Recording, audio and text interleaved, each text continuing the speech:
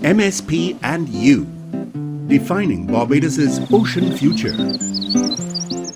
The ocean covers 70% of the Earth's surface and is critical to life on our planet. It contains hundreds of thousands of species, many of which contribute trillions of dollars in nature capital, global trade, and employment. For centuries, people have used and exploited the ocean. But now, we need to take care of this ecosystem for current and future generations. MSP, or Marine Spatial Planning, brings different ocean users together to make decisions about the use and protection of our waters. In this series, we pose the same questions to different experts and learn from their answers. What does MSP mean to you? I have an interesting interpretation of marine spatial planning.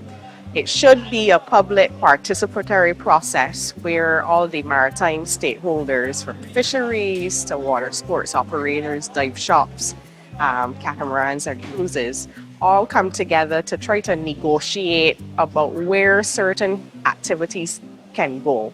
As you know, sometimes we have conflicts because we use the same spaces. Everybody is trying to maximize on making more money.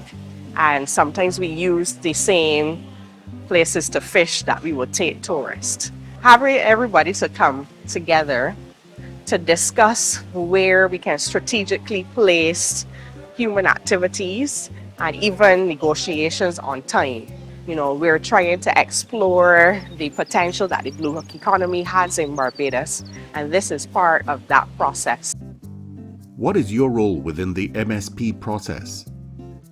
Well, the fisheries sector is a large part of our national identity. Barbados is known as the land of the flying fish. Our coastal heritage, again, is very important. Hence why fisheries need to have a say in this marine spatial plan. This is why we need to be engaged from the beginning, where we can speak to the traditional and local knowledge that the fisheries have in terms of where certain marine resources are, how things have changed over time. And that data and information will help us then determine what the zones should be, where a scientific zone should be, where a fisheries priority area should be. For instance, where we may have to sacrifice and close off so that our stocks can be replenished.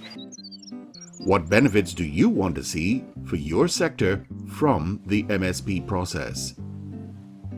We are really interested in using our data and information, and with the Marine Spatial Plan, we will now have that spatial information to be able to inform us to develop data-driven solutions, because that's what is lacking.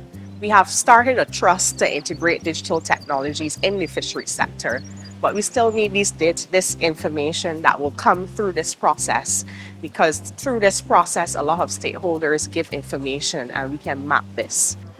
I think that once the space is organized and, we get our space, our rightful space, I think that it should benefit us by getting access to more fish, more money, and that